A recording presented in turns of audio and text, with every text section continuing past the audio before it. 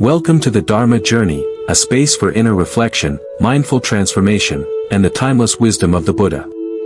In this noisy world filled with self-importance, comparison, and constant striving, the ego often becomes the center of our experience, driving our desires, feeding our fears, and disconnecting us from the peace we long for. But what if freedom does not lie in becoming more, achieving more, or proving ourselves, but in letting go? In today's reflection, we gently explore the heart of Buddhist teaching. Freedom from ego, not as a rejection of the self, but as a path to deeper liberation. The Buddha did not speak of ego in psychological terms, but he offered something even more radical. The realization that what we cling to as I is impermanent, empty, and bound to suffering. This is not a path of self-denial, it is a journey of waking up. When the illusion of ego dissolves, even for a moment, a quiet joy arises. A stillness. A freedom that no external condition can touch. Let this be a moment of pause. Of turning inward. Of asking not, who am I?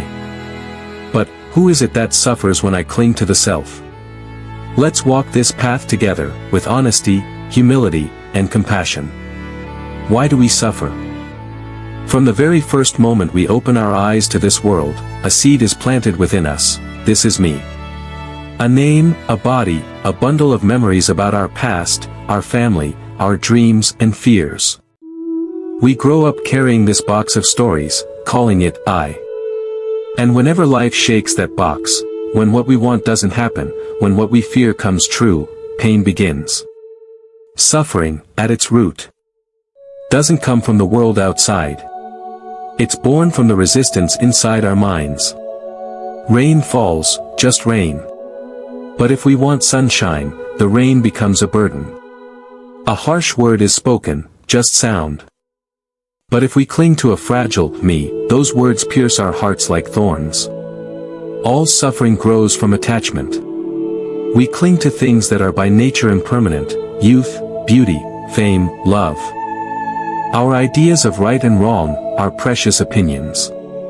We cling to them as if they're driftwood in an endless ocean, believing that if we let go, we'll drown. But we forget, it's the tight grip that makes our hands ache. It's the clinging that makes us fear each wave of change. Why does everything revolve around the self? Sit quietly for a moment. Watch the thoughts passing through your mind. You'll see that most of them begin with I want, I hate, I need, I'm right, I'm wrong, I want more, I'm afraid of losing. The whole world, once filtered through our minds, gets wrapped up and labeled mine. We're trained to put this I at the center. Society survives because each of us believes we're a separate, independent self, fighting to prove our worth. But this sense of separation breeds worry, because once we're apart, we feel fragile, always at risk of losing what we cling to. To protect this I, we build layers of armor: status, knowledge, possessions, reputation. The thicker the armor, the greater the fear inside. The self isn't an enemy, but it's an illusion. When we believe it's real, we give it the power to run our lives. We argue when our pride is wounded, we get angry when I isn't respected, we panic when I might lose something. And the tragedy is, the more we chase safety for this I, the more restless we become. If we let go of the self, are we truly free?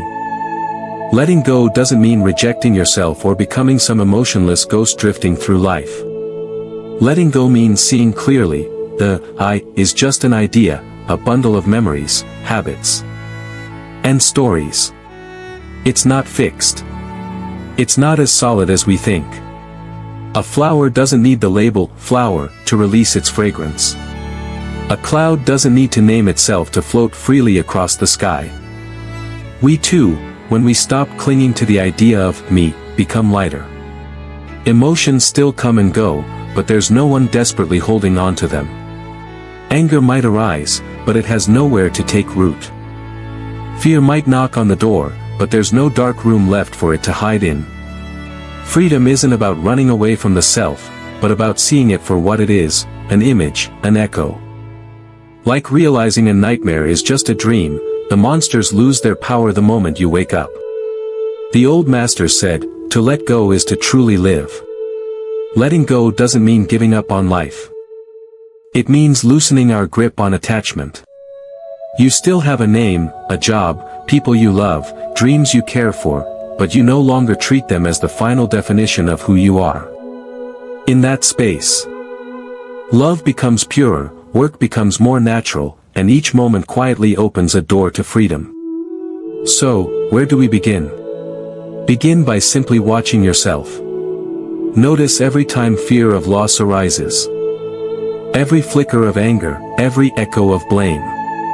Ask, what exactly is being hurt here? Who is angry? If there were no fixed I, would this pain have anything left to cling to? Don't rush to push it away or deny it. Just observe. Because it's the light of awareness that dissolves the darkness of confusion. The I won't vanish because you force it to. It softens when you're still enough to see its true nature, a thin mist, never solid to begin with. When there's no more clinging, life still spins on, but you're no longer dragged along helplessly. You still work, love, lose, laugh, but deep inside, there's a vast open space where all things come and go without leaving scars that last forever. This freedom isn't far away. It's here, right now. When you exhale and loosen your grip, just a little. When you smile to yourself without needing to prove, I'm right. When you accept that some things can't be held forever. And that's exactly what makes life so beautiful. You don't have to become someone else. Just be brave enough to look deeply at the self that keeps you trapped. And then, bit by bit, you'll see. There's no fixed I holding you down. Only a quiet stream, clear, free, wide as the sky, flowing through you and through all of life. That is freedom. That is peace. That is your true nature, when you're no longer hidden behind the idea of you. The self and non-self, Anatta, a gate to true freedom.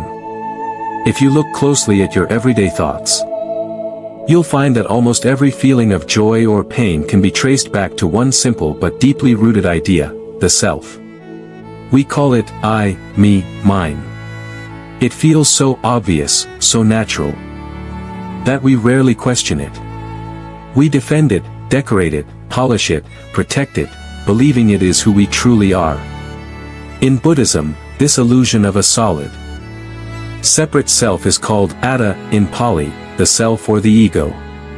But one of the most radical insights of the Buddha's teaching is that this self, which we believe to be the center of our universe, doesn't actually exist in the way we think it does. This is the teaching of Anatta, non-self, one of the three marks of existence, together with anicca, impermanence, and dukkha, suffering. Why do we believe so strongly in the self? From birth, we're given a name and told a story about who we are. You're this family's child. You belong to this nation, this religion. You should become someone successful. You should be better than others. Bit by bit, these labels stick to our minds like layers of paint on a wall. As we grow up, we keep repainting the wall. New ideas, new memories, new hurts, new dreams. We spend our whole lives defending these layers, terrified that if a piece of paint is scraped off, we'll lose who we are. So we hold tight. We say, this is my body, my mind, my beliefs, my story. And yet, if you look honestly, none of these things stays the same. Your body changes every day. Your thoughts shift moment to moment. The opinions you defended 10 years ago may not be the ones you hold today. Even your deepest memories fade like footprints in the sand. So what exactly is this I that we keep fighting for? The illusion of a fixed core. The Buddha didn't deny that we exist as living beings. But he pointed out something subtle. What we call self is just a convenient label for a collection of changing parts. He described human existence as 5 aggregates, khandhas. The body, form. Sensations, feelings. Perceptions, labels, recognition. mental formations, thoughts, habits, reactions, consciousness, awareness of experience. All five are constantly arising and passing away. None of them is permanent, none of them stands alone, and none can truly be called me. They come together through causes and conditions, just like a river is a flow of water, not a solid block. When you see this clearly, a new kind of freedom appears. You realize, I am not my anger. Anger arises and passes. I am not my sadness. Sadness arises and passes. Even fear, shame, pride, craving, everything moves like clouds across a sky that is never harmed by the passing weather. Why does anatta matter? To the ordinary mind, non-self may sound frightening. If there's no self, then who loves? Who suffers? Who makes choices? But the Buddha's insight is not a cold negation, it's a path to profound freedom and compassion. Imagine carrying a heavy backpack all your life. It's filled with labels, my status, my past mistakes, my titles, my insecurities, my dreams, my hurts. Day after day, you clutch it tightly, afraid that without it, you'd have nothing left. But what happens if you dare to loosen your grip, open the bag, and see that it's mostly empty air? You begin to walk lighter.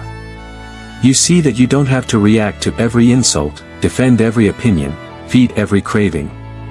Without the burden of, I must win. I must be right, I must be someone, you become free to simply be. When you truly see anatta, compassion naturally blossoms. Because if there's no solid self here, there's none over there either. We're not isolated islands, we're part of the same ocean of causes and conditions. Your joy is my joy. Your suffering is my suffering. Understanding this, how could we not care for one another? Misunderstanding non-self.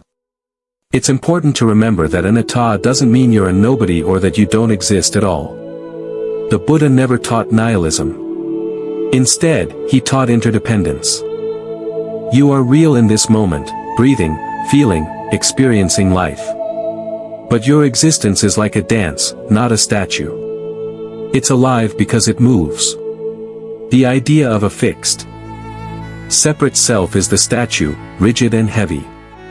The living reality is the dance, fluid, changing, impossible to pin down. When we cling to the statue, life feels hard. When we flow with the dance, life becomes lighter. Seeing anatta in everyday life. You don't need to be a monk to glimpse non-self. You can notice it in the simplest moments. When you watch a thought arise and disappear, ask, where did it come from? Where did it go? When you feel anger heat up your chest, see, is this anger truly me, or is it just energy passing through? When you're praised, when you're blamed, pause and ask, who exactly is being praised? Who is hurt? Bit by bit, these small moments of mindfulness create cracks in the walls of the ego. Through those cracks, light shines in. The three marks of existence, a complete view. Anatta is one of the three marks of existence. Anicca, impermanence, everything changes. Dukkha, suffering, clinging to what changes brings pain. Anatta, non-self, there is no fixed self to own or control any of it. Together, these insights invite us to stop clinging and start living. Not to reject the world, but to experience it fully, without the tight grasping that turns life into a struggle. What happens when we truly live anatta? A teacher once said, when I understand non-self, it's not that I disappear, it's that I no longer take myself so seriously. This is the quiet power of anatta. It doesn't erase your life. It frees you to live it with more kindness, humor, and ease. You still get angry, but you don't feed the fire. You still feel sorrow, but you don't drown in it. You still love deeply, but without chains of possession. You act, you care. You dream, but you know it's a dance, not a prison. In this freedom, the heart softens. Compassion grows. And the more you let go of I, me, mine, the more you find yourself at home in this vast, ever-changing life, free, open, and alive. This is Anatta. A simple truth, always here. Not a cold void, but a doorway to peace. A gentle reminder, there's nothing to defend, nothing to polish. Nothing to cling to forever. When you see this, the world remains the same, yet you walk through it lighter than ever before. The ego is the root of suffering. If you look deeply into the moments when you felt the most pain, the most frustration, the most fear, you'll often find the same hidden thread tying them all together, the ego. That fragile sense of I, me, mine.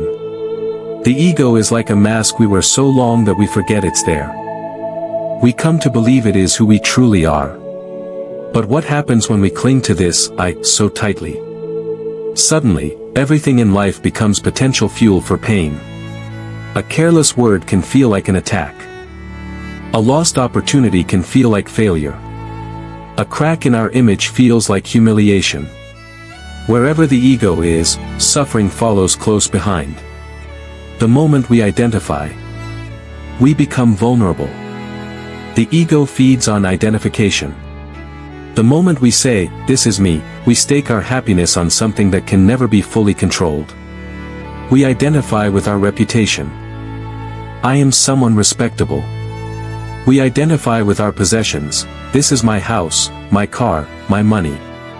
We identify with our beliefs. I am right. I know better. We even identify with our emotions. I am angry. I am sad. But life is change. Every single thing the ego clings to is bound to shift. Money can be lost overnight.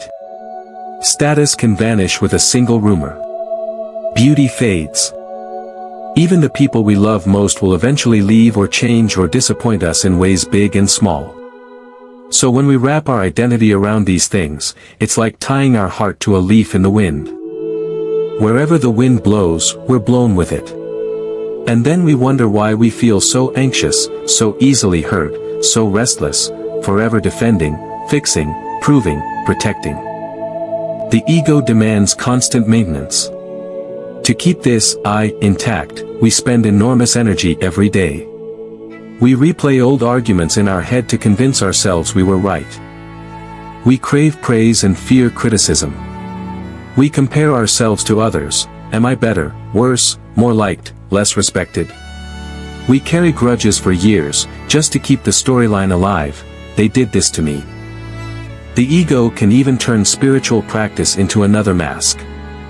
I am enlightened. I am more mindful than you. I am a good person. It sneaks in quietly, dressing itself up as virtue. Always whispering, look at me. Protect me. Prove me. Why does the ego hurt so much? It hurts because it is an illusion trying to behave like something solid. Deep down, the mind knows this I is not fixed. But rather than admit its shifting nature, the ego tries to build walls around itself, beliefs, possessions, status, success. Yet the world keeps moving. People don't treat us the way we want. Our bodies grow old no matter how we resist. Life changes, friends leave, work ends, things break. So the ego constantly feels under threat. Every little crack in its image is a source of pain. If someone insults us, it cuts deep because it scratches the mask of, I am worthy. If someone ignores us, it stings because it threatens the mask of, I am important. If we fail at something, it shakes the mask of, I am capable. The more tightly we cling, the more brittle we become. We build armor. But the armor turns into a cage. What does the Buddha teach about this? The Buddha saw this clearly more than 2,500 years ago.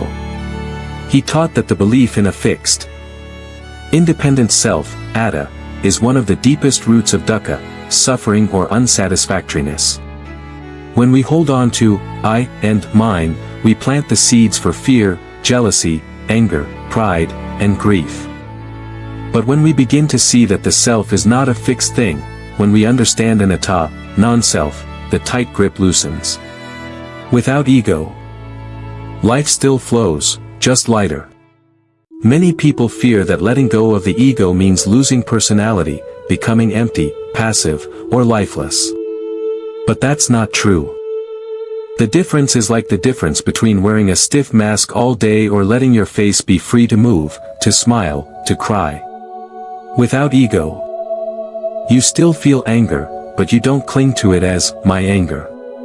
You still feel sadness, but you know it's a passing cloud, not your identity. You can stand up for what's right. But you don't need to fight to prove, I am right. Life doesn't become dull when the ego softens. It becomes more vivid, more flexible, more alive. Because when you're not busy defending a fixed self, you're free to meet each moment as it is. Every moment is an invitation to loosen the grip. Try watching yourself in daily life. Notice when your chest tightens at a harsh word. Ask, who is being attacked right now? Watch when you catch yourself replaying old arguments in your mind. Ask, what am I protecting? In those moments, you may glimpse the simple truth. There is nothing solid to protect. There is only the present, thoughts, feelings, sensations, flowing through you like a river. What happens when the ego dissolves? When the sense of self is not so rigid, the world softens too. Other people's words lose their power to wound you so deeply. Failure becomes a teacher, not a threat. Praise becomes a pleasant breeze, not an addiction. You laugh more easily at yourself. You forgive more easily. You hold your opinions more lightly. You love without the need to possess. You care without needing to control. The Buddha didn't say that life would suddenly be free of all pain. Old age, illness, loss, these still come. But without the ego's clinging, suffering loses its sharp edge. Pain can visit. But it doesn't have to stay for tea. What can we do? No one can force the ego to vanish overnight. But each moment of awareness is a small crack in the mask. Meditation helps. Sitting quietly, watching thoughts rise and pass without claiming them as mine, you see how slippery the I really is. Compassion helps. When you care for others, the tight circle of me and mine naturally expands and softens. Gratitude helps. When you see how much of life flows from conditions you can't control, the ego humbles itself. Again and again, life will tempt you to pick up the mask, defend yourself, prove yourself, protect yourself. But you can pause, breathe, and remember, you are not this mask. The freedom on the other side. When the ego is no longer your prison guard, your heart becomes wide like the sky. There is room for everything, joy and sorrow, success and failure, birth and death. Nothing needs to be pushed away. Nothing needs to be clung to forever. In that spaciousness, there is peace. Not because the world has stopped changing, but because you've stopped demanding that it revolve around you. This is the quiet freedom the Buddha pointed to, a freedom that doesn't depend on becoming someone else, but on realizing you were never this fragile self to begin with. The ego is the root of suffering, because it ties us to what we cannot hold. But the moment we see it clearly, the knot begins to loosen. And in that loosening, a whole new way of living reveals itself, open-handed, open-hearted, open to life as it truly is. The subtle expressions of ego in daily life. Most of us think of the ego as something big and obvious, like arrogance, pride, or vanity that we can easily spot in others. But the ego is far more subtle than that. It hides in the quiet corners of our daily thoughts, in the tiny comparisons we make, the silent judgments we pass. The moments we secretly crave to feel better than someone else. The Buddha taught that the ego is not always loud. It often whispers. Its power lies in how invisible it can be while shaping how we see ourselves and the world. Comparison. The silent seed of discontent. One of the most common ways the ego shows up is through constant comparison. We compare our looks, our status, our wealth, our talents, even our suffering. Without even noticing, we scroll through social media and our minds measure, they're more successful than me. I'm more spiritual than him. She's prettier than I am. At least I'm not like them. Each comparison strengthens the sense of a separate self. It builds walls, me here, them there. It feeds restlessness and envy. If we feel we come out on top, we get a momentary ego boost, pride. Superiority, a false sense of security. If we feel we're behind, we get shame, resentment, self-criticism. Either way, we're trapped in the same prison. True contentment has no need to compare. It simply sees things as they are, each person walking their own path, shaped by countless causes and conditions. Comparison clouds this simple truth. Winning and losing. The ego's endless game. Look at how many choices we make in daily life just to feel we're winning. The need to be right in an argument, the need to have the last word, the need to show we know more. Sometimes it's very subtle, a small remark slipped in to prove we read more books than someone else, that our taste is more refined, that our opinion matters more. When we chase the feeling of winning, we feed the ego's hunger for separation. I am better than you. This sense of being better never truly satisfies. It always needs new proof, new victories. New people to be less than us. And when life flips the game, and we lose, fail, or feel smaller than someone else, the same ego that once puffed us up now crushes us. The same root of suffering. Just wearing a different mask. Anger, the ego's armor. Anger is one of the most potent signs of ego at work. When something threatens our sense of self, our pride, our beliefs, our authority, anger flares up to protect it. It may come out as harsh words, silent resentment, passive aggression. But beneath it all is a tiny voice screaming, how dare they treat me like this? Don't they know who I am? So often, our anger is not about what happened, but about what it means for me. How does this make me look? How does this affect my status? My power? My importance? Sometimes we disguise anger as righteous indignation, I'm defending the truth. But the truth rarely needs our rage. It's the ego that needs it, because the ego loves to feel strong, righteous, untouchable. Pride and superiority, the sweetest trap. Unlike anger, which burns, pride often feels sweet. We enjoy the feeling of being seen as smart, generous, spiritual, talented. We build an image, sometimes for others, sometimes just for ourselves, and cling to it like a prize. We may think, I'm not like those people who gossip. I'm not as shallow as them. I'm more mindful, more kind, more awake. It sounds harmless. But pride quietly builds walls between us and them. It keeps us from seeing our own blind spots. It makes us resistant to feedback or correction. It makes us defend mistakes rather than learn from them. Pride can even turn humility into another ego trick, look how humble I am. The moment we feel proud of being humble, the ego is back in charge. How the ego hides in ordinary life. The ego doesn't just appear in big moments. It hides in the smallest habits. A tiny thrill when someone praises us. A sting when someone ignores us. The urge to interrupt to prove we know more. The resentment we feel when we're not appreciated enough.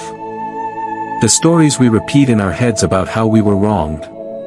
These everyday signs show how deeply the ego shapes our experience. They're not evil. They're simply habits, so familiar that we hardly notice them. Seeing through the subtle ego. The point is not to attack the ego, hate it, or try to destroy it by force. It's to see it clearly. As it is, again and again, without judgment. When you see the comparing mind arise, don't scold yourself. Just notice, here's the ego, measuring again. When you feel anger, pause. What part of me feels threatened right now? When pride swells, smile gently. Here's the sweet mask of, I'm better. Each moment of seeing is a moment of freedom. Because the ego's power lies in being hidden. When it's seen, it loses its grip. What happens when we see through it? When you see the subtle workings of ego, comparison softens. You feel less need to win. You can listen more deeply. You can disagree without needing to conquer. Anger may still arise. But it passes more quickly because you know it's not you, just a passing storm. Pride may visit, but you don't build your house in it. Slowly, your relationships change. Conflicts ease. Compassion grows. You see people as they are, not as rivals or threats. You understand that everyone's ego is fragile, just like yours. So you forgive more easily. The gentle undoing. This path is not about becoming egoless overnight. It's about softening the edges. It's about remembering that the self-image we guard so fiercely is just a story, a useful one sometimes, but not the truth of who we are. Every moment of clear seeing is like loosening a tight knot. Bit by bit, the knots unravel. And what remains is a quieter mind, a lighter heart, and a life that flows with less struggle. In the end, the ego is not an enemy to defeat. It's a misunderstanding to outgrow. When we see its subtle movements in the comparisons, the wins and losses, the anger and pride, we begin to walk through life with open hands instead of clenched fists. Then, in the middle of ordinary days, one small thought at a time, we find the simple freedom of being at ease with ourselves and the world. That is where true peace begins, not in destroying the ego, but in no longer being fooled by its masks. A common misunderstanding. Letting go of ego does not mean losing yourself. One of the biggest misunderstandings people have when they first hear about letting go of the ego is this: if I drop my ego, won't I lose myself? Won't I become empty, dull, or passive? If there's no ego, who will stand up for me, protect me, or keep me motivated? It's a reasonable fear, because for so long, we have been taught that the ego is who we are. It's the voice that says, this is me. These are my traits, my beliefs, my story. The idea of releasing that grip can feel like erasing our identity, our personality, or even our purpose. But the truth is far more freeing, and far more beautiful. Letting go of the ego doesn't mean becoming a blank slate or a lifeless ghost. It means letting go of the rigidity that keeps you trapped in old patterns of defensiveness, comparison, and fear. It means loosening the tight knot of I, me, mine, so that you're real. Living self can breathe and move freely. Ego is not your true personality. The ego loves to wear your personality like a costume. But they're not the same thing. Your genuine personality, your sense of humor, your style, your quirks, your creativity, isn't destroyed by letting go of ego. In fact, it becomes clearer and more authentic when it's not tangled up in insecurity or constant self-defense. Think about someone you know who feels naturally warm and open. Their laughter is easy.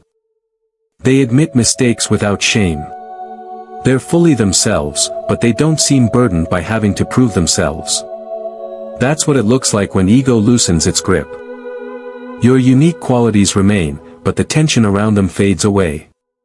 Letting go of ego is not equal to letting go of responsibility. Some people worry, if there's no ego, won't I stop caring? Won't I just drift through life without ambition, discipline, or duty? But that fear comes from confusing attachment with commitment.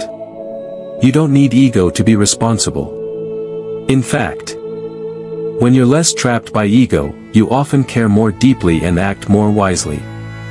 For example, a parent who lets go of ego doesn't stop loving their child. Instead, they love with fewer conditions.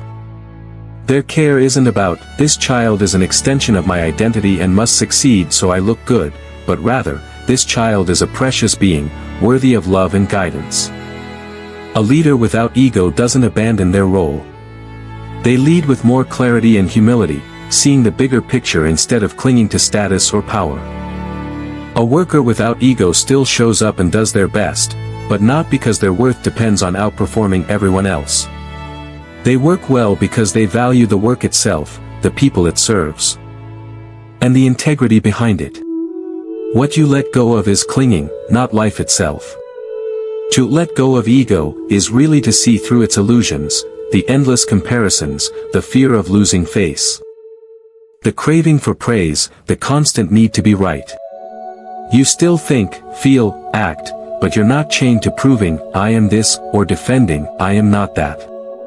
You still have preferences, dreams, relationships, but you hold them more lightly, with more room for life to flow as it needs to.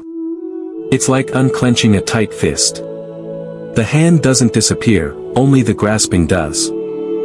What remains is more open, more flexible, more alive. An example, the difference between ego and healthy self-respect. Say someone insults you unfairly. The ego immediately wants revenge or wants to cling to the hurt. It says, how dare they talk to me that way? It spins stories for days, I should have said this. I'll prove them wrong. I'll show them. Without ego, you still feel the sting, but you see it for what it is, a moment of pain, not an attack on a fixed identity. If it's appropriate, you stand up for yourself clearly and firmly, but without bitterness. If it's not worth it, you let it go and move on. You don't suppress your feelings, you just don't let them own you. You respond wisely instead of reacting blindly. This is true strength, not passivity. Without ego, life gains depth, not emptiness. When the mind clings less to the idea of a rigid self, you may notice you listen more deeply. You see others more clearly, beyond the labels you once stuck on them. You enjoy simple moments, eating, walking, working, without needing constant drama or validation. Your natural kindness, creativity, curiosity, these qualities blossom because they're no longer squeezed by the fear of, what will people think of me, or, how do I look now? Instead of shrinking, you expand. Instead of fading, you shine more naturally. What remains when ego falls away? When the Buddha spoke of anatta, non-self, he did not teach that nothing exists. He pointed out that the fixed, separate I we guard so fiercely is an illusion. What remains when that illusion softens? A sense of connectedness, openness, and freedom that has always been here, hidden beneath the armor. You still exist, but you're less of a rigid thing, and more of a living, flowing presence in this moment. It's not about losing yourself, it's about finding something deeper. The point of spiritual practice is not to erase who you are, but to see what you are not. You are not the endless opinions and judgments. You are not just a bundle of labels or a storyline that must be defended at all costs. When you loosen that clinging, you discover a space of quiet awareness, compassion, and joy. You find you can meet life with open hands, open eyes, and an open heart, without needing to prop up a fragile image every moment. The paradox of letting go. The paradox is this: the more you let go of the ego's grip, the more fully you show up for your real life. Not a dull version of you, but a freer, lighter, more genuine you, one who can laugh at mistakes, say, I don't know, without shame, love without chains, and act without needing to be seen or rewarded. So letting go of ego is not about disappearing. It's about waking up to life as it is, alive, changing, precious, without the extra burden of always defending me. In the end, your true self is never lost. Your true self was never the rigid mask. It was always the open space behind it, the awareness that sees, the kindness that cares, the courage that acts without needing applause. When you trust this, letting go is not giving up who you are. It's giving up who you are not, so that who you truly are can finally breathe. And that is not emptiness. That is freedom. Non-self is not emptiness, it is freedom. When people first hear the Buddhist teaching of anatta, non-self, it can sound unsettling, even frightening. If there is no self, then what am I? If there's no one here, who thinks, who feels, who loves? Isn't that emptiness cold and meaningless? But this is one of the most profound misunderstandings of what the Buddha actually pointed to. Non-self is not about erasing your existence. It is about seeing clearly that the rigid, separate ego self we cling to is an illusion, and that seeing this illusion for what it is sets us free. The fear of emptiness. The mind is afraid of losing its idea of itself. We spend our whole lives building this I, my name, my past, my beliefs, my opinions, my status, my achievements, my wounds. We hold it tightly because we think without it we would simply be nothing. But look deeper, this I we protect so fiercely is already always changing. Your body changes daily. Your thoughts flicker like fireflies, your emotions come and go like waves. Even your core beliefs can shift when life teaches you new lessons. So what exactly is so solid that we're terrified to lose? Non-self is not about erasing life. The Buddha didn't say that because there is no permanent self, you don't exist at all. He pointed to a more subtle truth: you exist, but not in the way you think. You are not a frozen thing that must be defended and polished at all times. You are a living process, a flow of body. Feelings, thoughts, memories, awareness, all dancing together, moment by moment. When you look for a fixed self within that dance, you can't find it. But the dance is still happening. Beautiful and alive. So non-self is not a dead void. It's the freedom to move with life instead of fighting to keep something unchanging in a world that never stands still. Freedom from clinging. The real prison is not life without a self, it's the endless clinging to the idea of a self. When we cling to the belief that, I am this and I must always be this, we suffer. We suffer when people disagree with us, when our image is threatened, when life changes in ways we can't control. A harsh word wounds us deeply because it scratches the story we carry. I am important, I must be respected. A failure haunts us because it shakes our identity, I must be successful to be worthy. A loss devastates us because it steals what we called mine. All of this pain is not caused by the world itself, it's caused by our clinging to an idea of self that reality cannot hold up. When clinging drops away, pain softens. Non-self is an invitation to loosen this clinging. It doesn't mean you stop loving, feeling, or caring. It means you see through the illusion that all of it must revolve around me.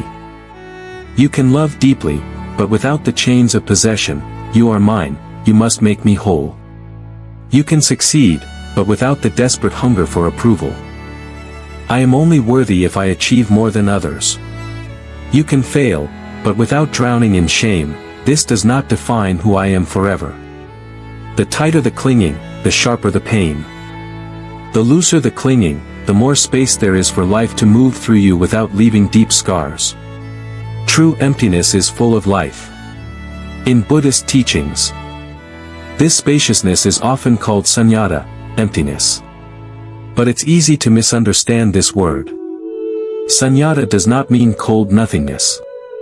It means empty of rigid self-nature, empty of a fixed, separate ego.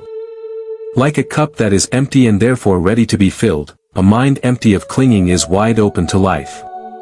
It can hold anything, joy and sorrow, gain and loss, praise and blame, without being shattered. This is why teachers say, emptiness is fullness. When you stop defending the little, you discover the vast. Living reality you were never separate from. It's not lonely emptiness, it's the freedom to belong to everything. Freedom from the wounds of ego. So many wounds in our hearts come not from what happened, but from how tightly we wrap what happened around me. Someone insults us, we replay it for years. How could they do this to me? We make a mistake, we punish ourselves endlessly, I'm worthless. I failed. We are praised, and become addicted to approval, I must always be admired. The ego is like a tender bruise that never heals, because we keep poking it, feeding it, and calling it me. When you see non-self, the bruise softens. It doesn't mean you never feel pain, but you don't keep adding to it. You don't keep retelling the story. You don't cling to the wound as your identity. This is freedom. Pain may visit, but it cannot stay chained to you forever. Non-self makes you more alive, not less. Some people fear that without ego, life will lose color, that they'll become passive or dull.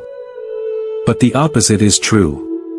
When you stop fighting to hold your image together, your natural energy, warmth, and curiosity flow more freely. You listen better. Because you're not just waiting to defend your views. You laugh more easily, because you're not protecting a fragile pride. You love more deeply, because there is no me needing to possess. Non-self is not the death of personality. It is the birth of authenticity.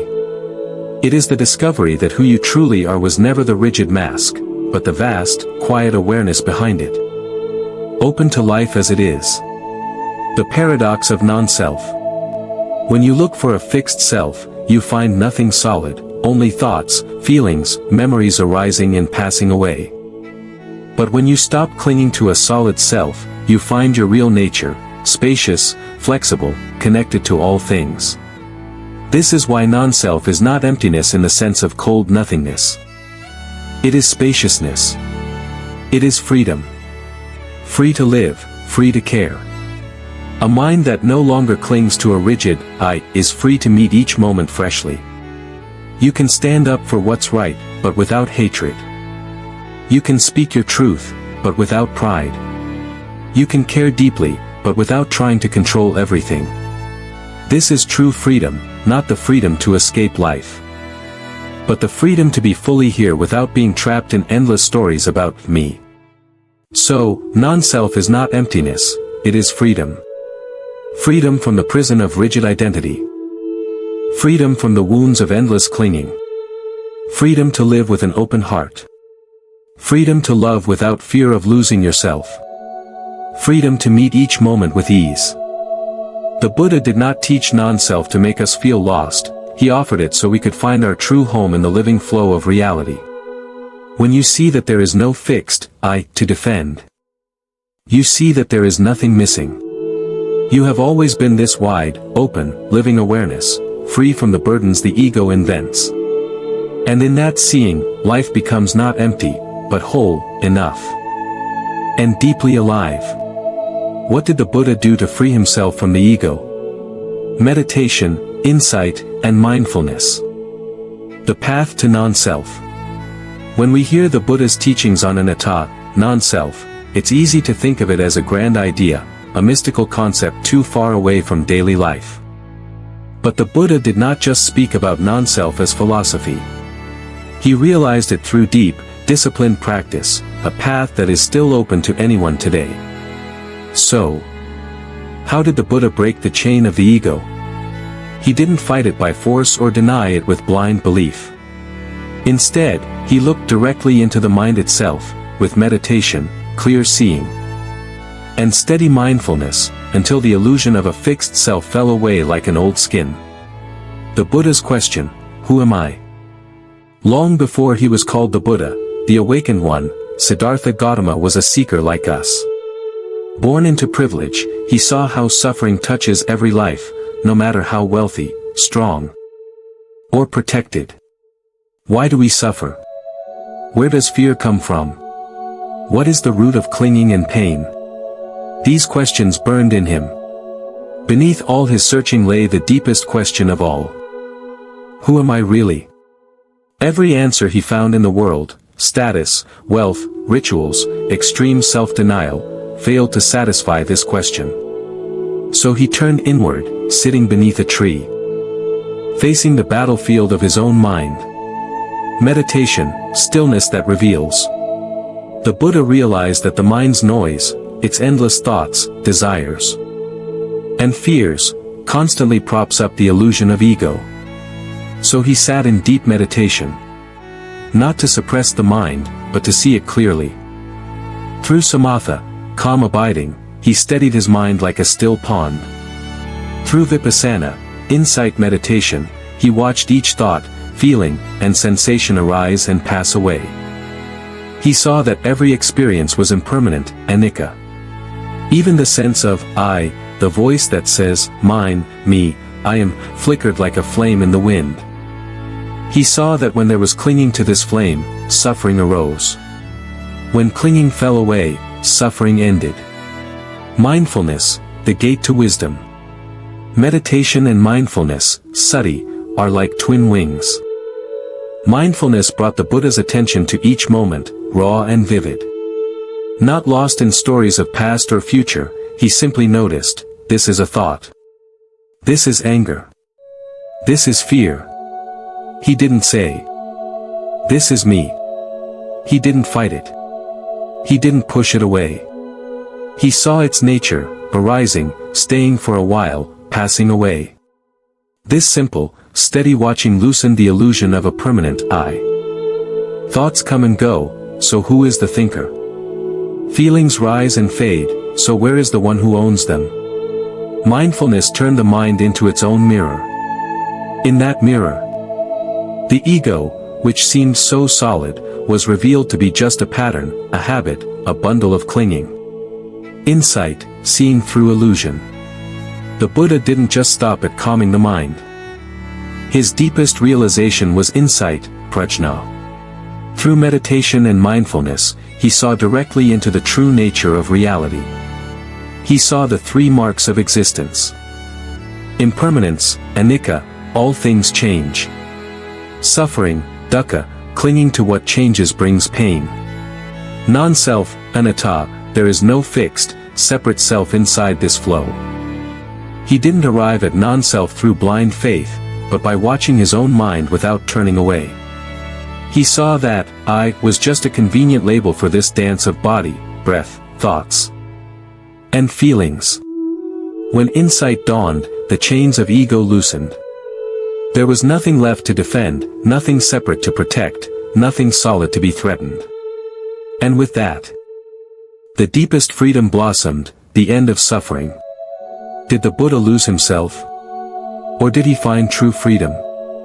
Many people fear that seeing through the ego means losing personality or joy. But the Buddha's life shows the opposite. After awakening, he didn't withdraw into blank emptiness. He walked for 45 years across dusty roads, meeting kings and beggars, sharing food with villagers, teaching all who asked. He laughed, he listened, he taught with compassion. His personality didn't vanish, it became a pure channel for wisdom and kindness. No longer distorted by clinging to me and mine. He became fully himself by seeing he was never a fixed self to begin with. The Buddha's path is open to us. 2. What the Buddha did is not locked in history. It is a living invitation. Sit quietly. Watch the mind. See how everything you cling to comes and goes. See that your deepest freedom is not in controlling life, but in understanding it as it is. When we practice meditation, even for a few minutes a day, we taste this. We see anger come and go. We notice fear arise, peak, dissolve.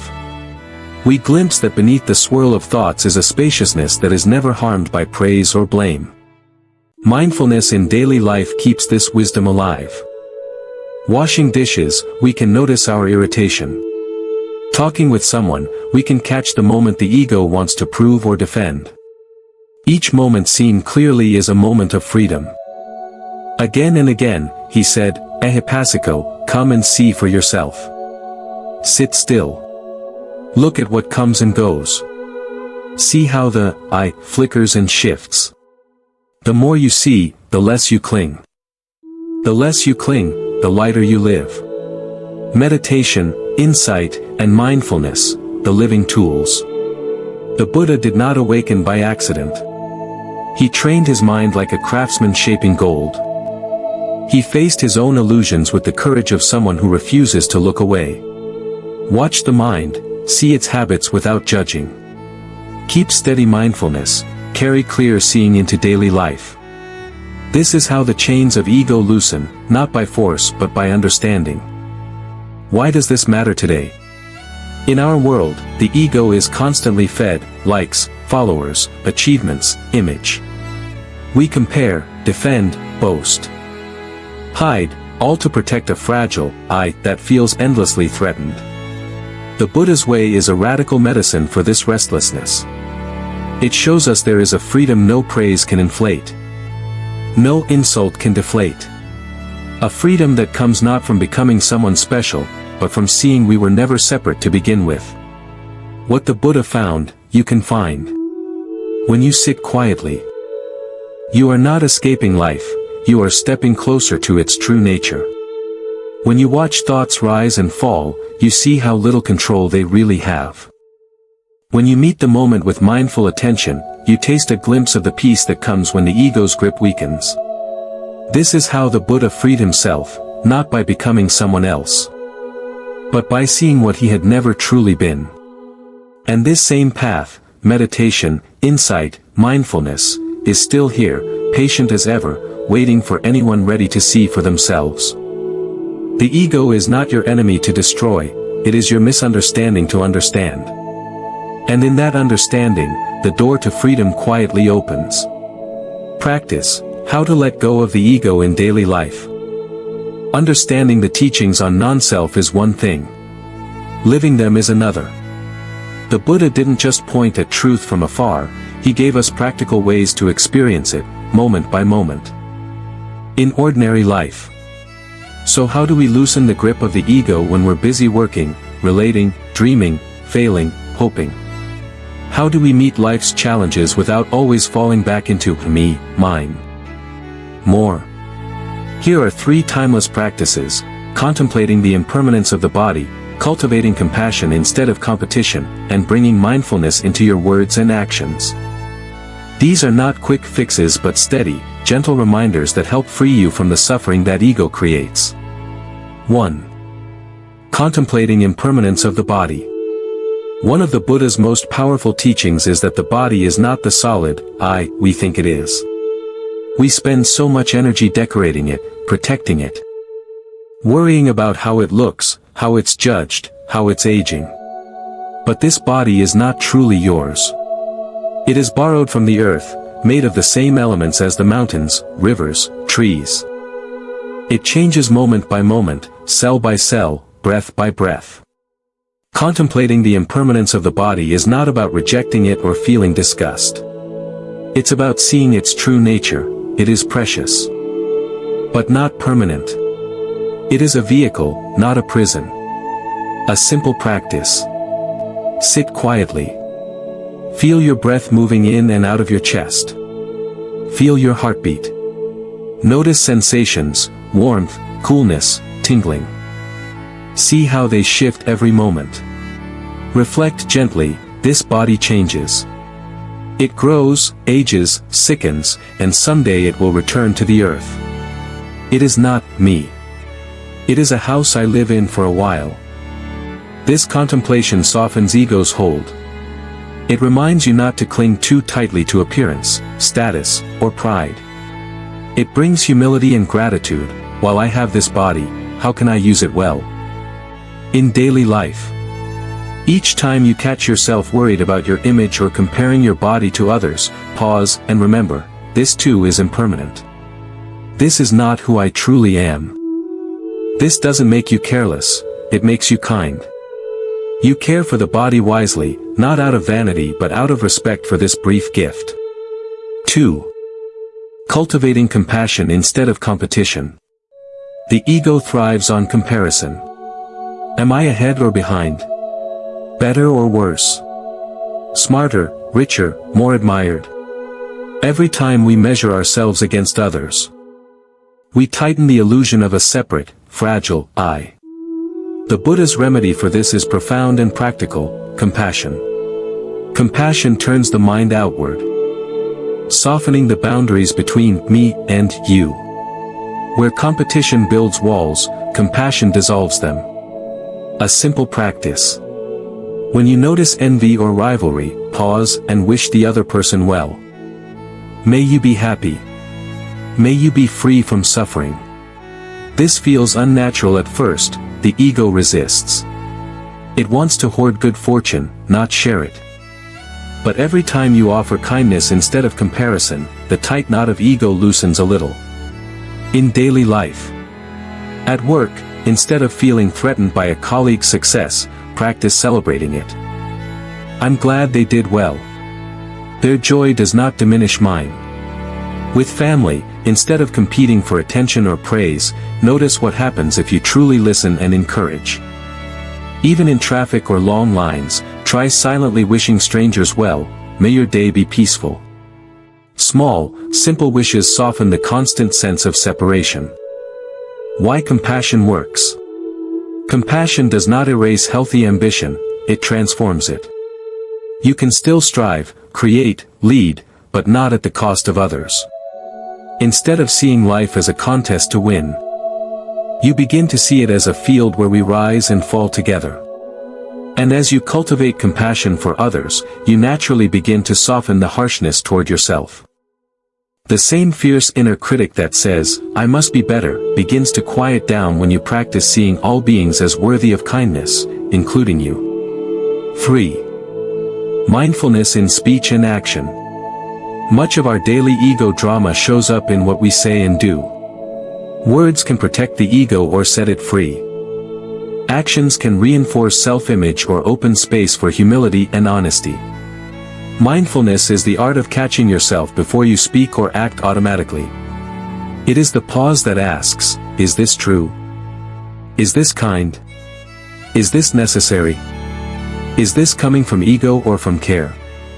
A simple practice. Before you respond to criticism, pause and feel your breath.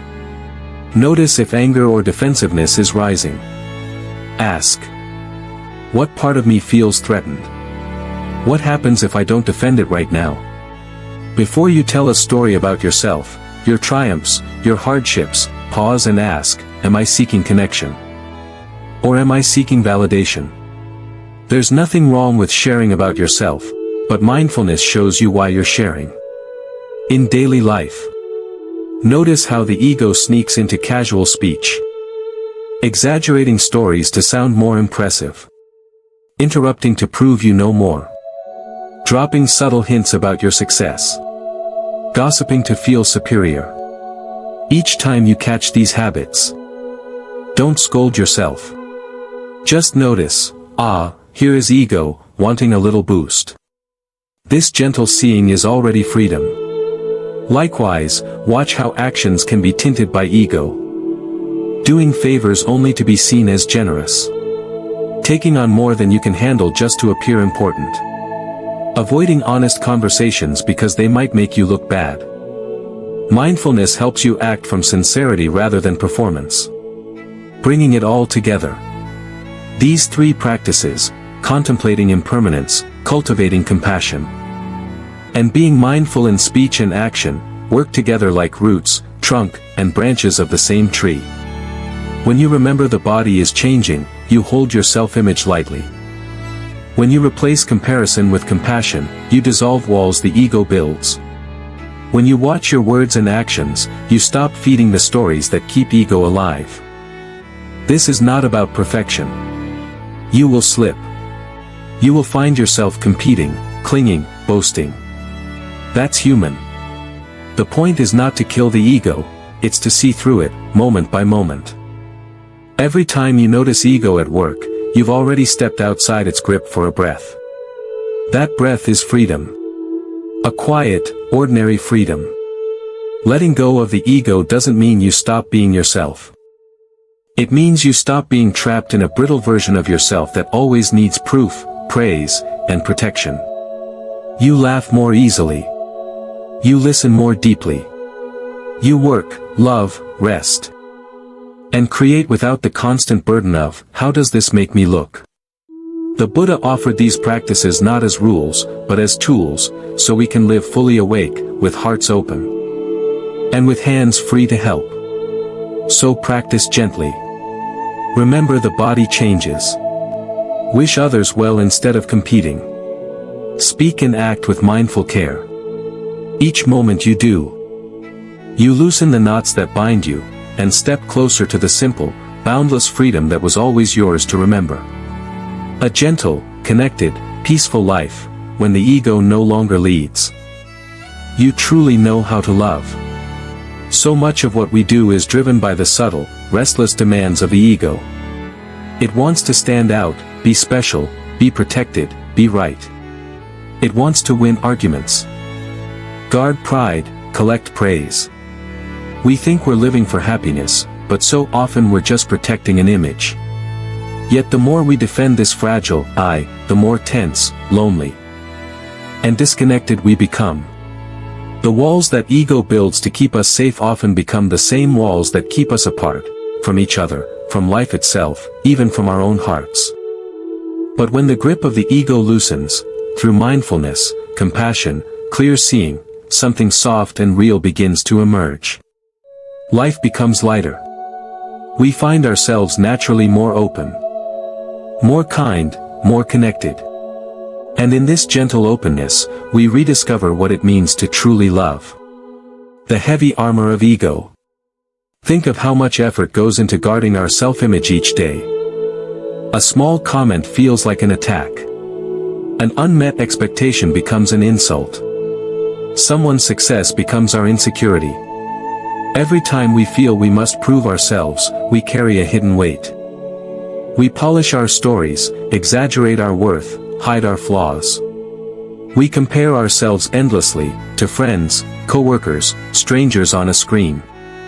The more we do this, the more isolated we feel. The more we cling to the idea, I must be special, the more we fear being ordinary, being forgotten, being judged. What happens when you put the armor down? When mindfulness helps you see the ego's games, you begin to ask, what if I don't have to guard this all the time? What if I let myself be seen as I am, imperfect, changing, human? At first, the mind resists.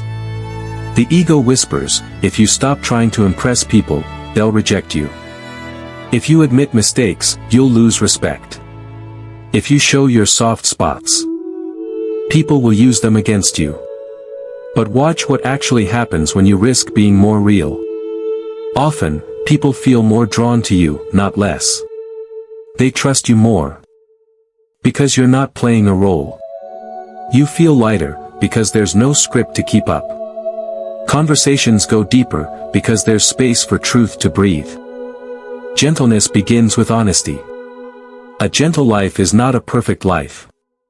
It's not about never getting angry, never feeling hurt, never wanting anything. It's about seeing those human feelings clearly, without pretending or pushing them onto others. When ego is in charge, anger says, how dare they do that to me? When ego softens, anger still appears, but there's a tender curiosity. What pain is here beneath this anger? What does it need? When ego is in charge, sadness says, I shouldn't feel like this. I'm failing. When ego softens, sadness becomes part of the flow. Ah, here is sorrow. Let me sit with it. Let it teach me. In this gentle honesty, you don't become weak. You become more real, and strangely, more resilient. A tree that can bend in the wind doesn't break as easily as a rigid one. Real connection happens when the ego steps aside. Much of our disconnection comes from trying so hard to be someone, the smartest, the funniest, the strongest, the most spiritual, the most successful. But true connection happens in the quiet spaces when there's nothing to prove. When you listen without waiting to speak. When you care without needing a return. When you say, I don't know, without shame. In these moments, love is not a strategy to get something. It's a simple, natural response, one heart recognizing another. Love without the chains. When the ego leads. Love is often tangled in expectation. You belong to me. You should complete me. You should never hurt me. You must stay the same so I feel secure. But people change. They grow, struggle, drift. Come back, drift again. When ego tries to lock love in a box, the box becomes a cage. Sooner or later, someone feels trapped. When ego softens, love becomes spacious. You still care deeply, maybe even more deeply. But you understand that true love honors freedom. It honors change. You don't love to possess. You love to bless. A gentle life is not passive. Some fear that dropping the ego means becoming weak, letting others walk over you. But gentleness is not weakness. It's strength without harshness. It's clarity without violence. When the ego falls away, you can say no firmly when needed, but without hatred. You can walk away from what harms you, without bitterness. You can stand up for truth, without pride. Gentleness is a soft shield, not an armor of spikes. It protects you by keeping your heart open and sane, not by shutting the world out. The peaceful heart needs nothing extra. The ego is always hungry, for approval, praise, more likes, more wins. No matter how much it eats, it stays hungry. When the ego quiets, you begin to notice how peaceful ordinary moments really are: a cup of tea, a shared smile, the wind through leaves, your own breath. This peace does not mean you stop caring or creating. You may still build, dream, act, but your actions are no longer desperate attempts to patch up a hole inside. You create from fullness, not lack. You give love because you are love. Not because you need love to complete you. How to live this way? There's no secret trick, only steady practice. Notice when the ego contracts your heart, comparing, defending, attacking, showing off. Breathe. Pause. See it for what it is, a small, frightened habit. Soften. Choose to listen instead of argue. Choose to bless instead of envy. Choose to smile instead of boast. Trust that nothing real is lost when the ego relaxes, only the tension, only the fear. Again and again, you drop the shield. And again, you find you're still here, but lighter. A freedom that holds everyone. A gentle life is not just your freedom, it's freedom for everyone you touch. When you stop competing, you give others permission to relax, too. When you listen without judgment, others feel safe to be real. When you love without clinging, others feel trusted to be fully themselves. Your peace becomes contagious. Your calm becomes a refuge. Your presence reminds people, it's okay. We don't have to fight so hard to be somebody. We already are. A love that does not fear loss. In the end, a life free from ego is a life rooted in love that is not afraid of change or endings. The Buddha's heart did not shrink when people came and went, praised and blamed, stayed and left. He loved fully because he did not cling. He taught with fierce kindness because he had nothing to prove. This same possibility lives in you. Beneath the restless ego is a quiet, vast love, patient, forgiving, endlessly curious. It waits for you to remember. So live gently. Love widely. Rest often. And when the ego rises to shout, "What about me? What about mine?" Smile at it. Bow your head slightly, and say, "Thank you for trying to protect me, but I am okay now." In that space, you are free. In that space, you are whole. In that space, you truly know how to love. If you're walking the path of letting go of the ego, pause for a moment. Take a gentle breath. And ask yourself, what are you discovering, right here, in this imperfect, precious journey?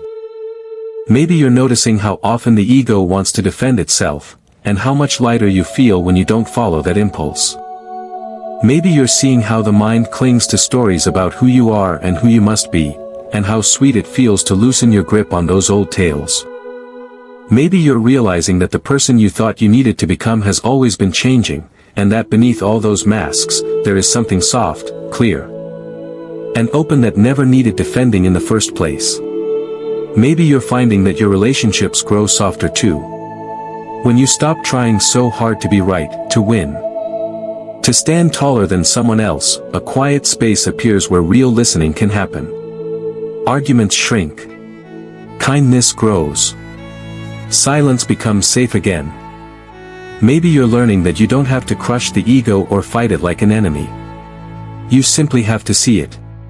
To watch how it shows up, in the urge to boast, in the fear of being overlooked, in the tiny sting of envy or pride.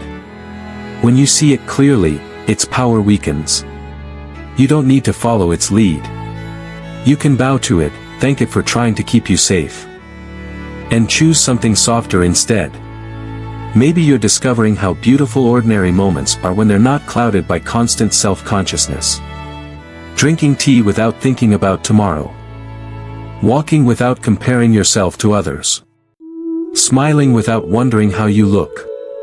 Maybe, in quiet moments, you catch glimpses of the vast freedom the Buddha spoke of, the freedom that comes when you're no longer chained to the endless, me, mine, more. You begin to trust that you lose nothing real when the ego fades, only your old fears, your old armor, your old, tight ways of holding the world.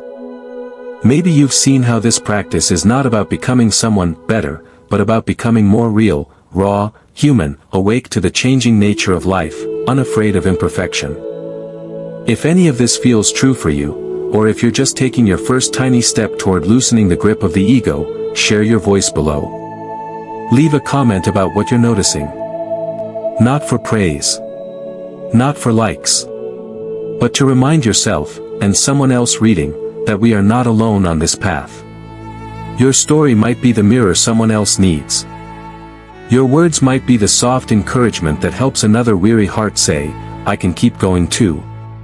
When we speak our small truths, we weave invisible threads of connection that the ego can't break. And if this space feels like a refuge for you, if these teachings from the Buddha's timeless wisdom help you see more clearly, breathe more deeply, love more freely, stay with us. Subscribe to this channel not because you need another label, spiritual person, mindful student, Buddhist follower, but because you feel something here that wants to keep waking up inside you. Together, we can keep asking better questions. Who are we really? When we stop clinging to old stories? What happens when we meet life without armor? How does compassion transform us from the inside out? In this shared space, we remember that letting go does not make us empty, but spacious. That not knowing is not weakness, but openness.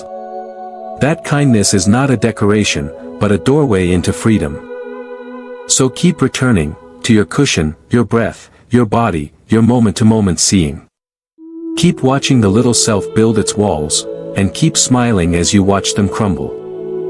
And when you feel tired, come back here. Read the comments. Leave one of your own. See your small struggle reflected in someone else's words. Feel less alone in your questions, your missteps, your quiet breakthroughs. This is the miracle of the path. Each step is yours alone to walk, and yet none of us walks alone. So if you're here, reading these words, know this, you are already enough. You are already awake enough to notice the ego's tricks. You are already brave enough to ask, what if I let go, just a little bit more? Leave your reflection below. Subscribe if this place feels like a gentle lantern on your path. And then, close your eyes, breathe deeply, and take your next small step into this gentle, connected, peaceful life. May your heart grow lighter. May your steps grow freer. May you discover, again and again, that when the ego loosens its grip, love is what remains.